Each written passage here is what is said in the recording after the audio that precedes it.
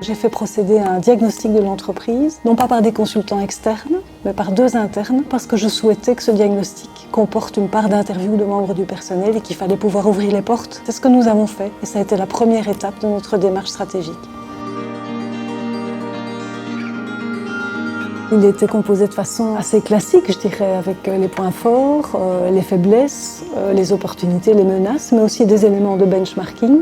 Et avant d'entamer la démarche stratégique, on a eu à cœur de présenter ce diagnostic très très largement dans l'entreprise, en manière telle que la photographie de départ soit non contestable pour tout le monde. C'est aussi un diagnostic qui a été présenté à notre conseil d'administration, évidemment, qui, je pense, a mis en lumière une série de problèmes dont l'ampleur n'était peut-être pas perçue.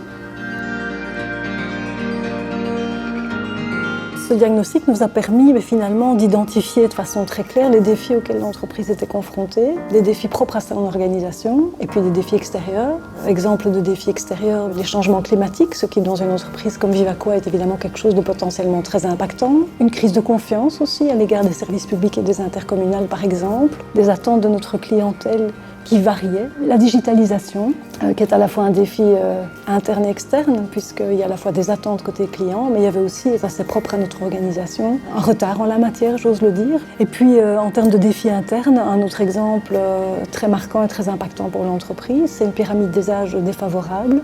Et ça voulait dire aussi la nécessité d'organiser à terme le transfert de connaissances quand toutes ces personnes partiront à la retraite, donc absolument recruter des jeunes. Une série de défis donc, et c'est sur cette base qu'on a commencé à construire la stratégie.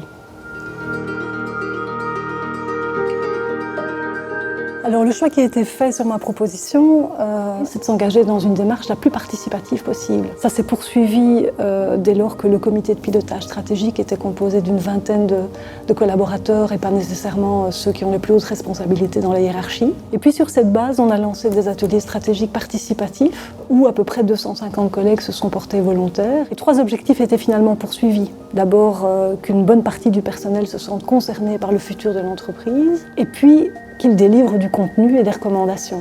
Et finalement, ces 3 objectifs ont été atteints dans chacun des ateliers, ce qui tient quand même un peu du miracle. C'est aussi dû à l'accompagnement dont nous avons bénéficié.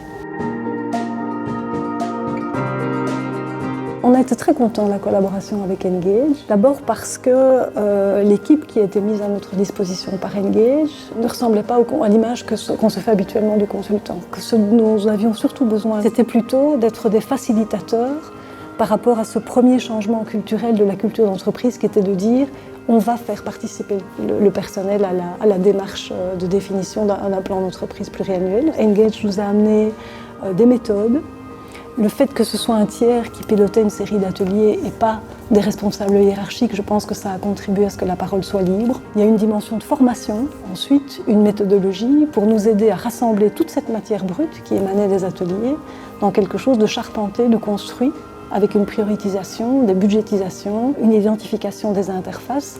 Et ça nous a aussi aidé à séquencer tous les projets concrets qui découlent de ce plan stratégique. Donc oui, un accompagnement réussi. Aujourd'hui, on en est dans l'implémentation de ce plan. Alors, la première étape a été finalement de mettre l'entreprise en ordre de marche. On s'est rendu compte aussi qu'il nous fallait des profils qui nous manquaient. Mais ça passe aussi par former des personnes en interne pour leur permettre ensuite d'endosser des rôles qu'elles n'avaient pas eu l'habitude d'endosser jusqu'ici. Et ce que nous venons de faire aussi, c'est finalement de définir les actions prioritaires pour 2020, désigner les chefs de projet, identifier les projets pour lesquels du change management va être nécessaire, définir des KPI intermédiaires à atteindre fin 2020, puisque chacun des objectifs du plan stratégique est assorti de valeurs cibles mesurables à atteindre au terme de la période du plan.